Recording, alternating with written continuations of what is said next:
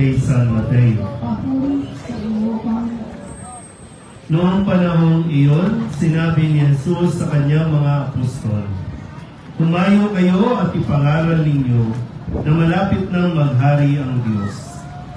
Pagalingin ninyo ang mga may sakit at buhayin ang mga patay. Pagalingin ninyo ang mga ketongin at palayasin ang mga demonyo. Yamang tumanggap kayo ng walang bayad, magbigay naman kayo ng walang bayad. Huwag kayong magdala ng salapi, maging ginto, tila o tanso sa inyong mga lokbutan. Huwag din kayong magdala ng supot sa inyong paglalakbay, ni bihisan, pampalit na panyapak o tungkol, sapagkat ang manggagawa ay may karapatan sa kanyang ikabubuhay. At saan mang bayan o nayon kayo dumating, humanap kayo ng taong karapat-dapat pakituluyan at manatili kayo roon habang kayo'y nasa lugar na iyon. Pagpasok ninyo sa bahay, sabihin ninyo, maghari nawa ang kapayapaan sa bahay na ito. Kung karapat-dapat ang mga tao sa bahay na iyon, panatilihin ninyo sa kanila ang inyong bati. Ngunit kung hindi, bawiin ninyo ito." Ang mabuting balita ng Panginoon. Pinupuri ka namin, Panginoong Jesucristo. Inubuhay. Isang magandang hapon sa inyong lahat. Para po sa mga nasa online, kami po ngayon ay nasa barangay 283 na pinamumunuan ni Chairman Nino Basmo. At ngayon po ay ang ikawalong araw ng ating pong paghahanda para sa nalalapit na pagdating ng relic ni San Nicolas de Tolentino.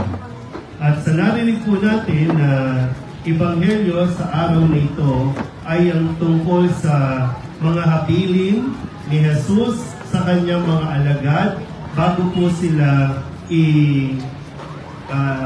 bigyan ng hudyat, no? Bago sila ipadala sa kanilang misyon na magpagaling ng mga may sakit, magpalayas ng mga demonyo, at kung ano, yung iba pang mga dapat na tandaan ng kanyang mga alagad. At hindi po madali itong mga habilin ni Jesus para sa mga alagad. No, sabi kasi dito, no, huwag lang magdala ng supot sa inyong paglalakbay, bihisan, pampalit, huwag nang magdala ng salapi. So, ibig sabihin ay ipinapaalala sa mga alagad na ang kanilang goal o yung layunin ay magtiwala sa Diyos habang kanila pong gagampanan ang misyon na iniatang sa kanila. At katulad sa panahon natin ngayon, hindi lahat ng lugar na kanilang pupuntahan ay tatanggapin sila. Hindi lahat ng lugar maayos, hindi rin lahat ng lugar ay kumbaga magiging madali. Bawa sa atin, hindi lahat ng barangay ay handa. Hindi lahat ng barangay ay welcome. No, sa pagmimisa, hindi lahat ay tanggap ang misa. Kung halimbawa, dito sa barangay 283, napakaraming tao. Pero ang iba, nanonood lang, nagmamasid lang, at talagang hindi madali para sa isang pastor, sa isang pari, na magpahayag ng mabuting balita. Kailangan talaga ng yung matibay at lakas ng loob.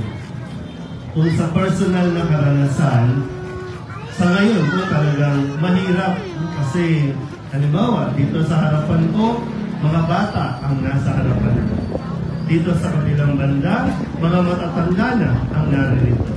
At minsan, no, mayroong struggle na tinatawag o para ba, ano bang gagawin ko? Paano ko ba ito sisimulan? Paano ko ba ito ipapaliwanan? Magkaiba ng antas mga napakabata na naglalaro pa, nagkikwentuhan, tapos yung ibang matatanda, wala lang din, natulala, ano bang gagawin ko, Lord? No?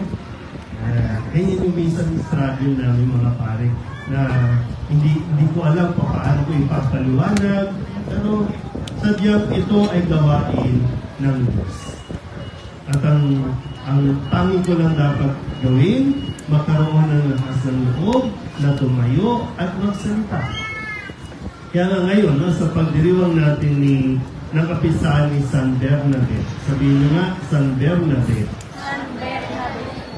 Ibig sabihin po ng pangalang Bernabé ay yung nagpapalakas ng loob. Encourager. No, yung kailangan natin ng mga mag-i-encourage sa atin para hindi tayo panghinaan ng loob, para gampanan natin at ipagpatuloy ang ating misyon. Sabihin nyo nga sa katabi ninyo, kaya mo yan. Kaya mo yan. Si San Bernabé, siya po ay nakatuwang at nakasama ni Apostol San Pablo. Nung ito po ay nagsisimula pa, talagang hindi rin niya alam kung ano ang gagawin, paano siya harap doon sa mga Kristiyano na kanyang inuusig dati. Pero sa tulong ni Bernabé ay nagampanan ni San Pablo ang magpahayag ng mabuting balita sa mga hintil. Halos, kumbaga, no, si San Pablo din noon ay tinatanggihan. Kapag siya na yung magsasalita, mag-aalisan yung mga tao. Una, dahil sa takot. Pangalawa ay ayaw nila kay San Pablo. Pero dahil nga sa yung pagpapalakas ng loob, no, ni Bernabé, ay naisakatuparan nilang dalawa ang kanilang misyon. Mahirap talaga, no? Nakunin yung atensyon ng mga makikinig. Kailangan natin ng iba yung pampalakas ng loob para magpatuloy tayo. Iasa sa Diyos ang lahat. Iasa natin sa Espiritu Santo na siya ang kumilos para na sa ganon ay may tumimo sa isipan ng bawat isa sa atin ng mga salita ng Diyos. Amen?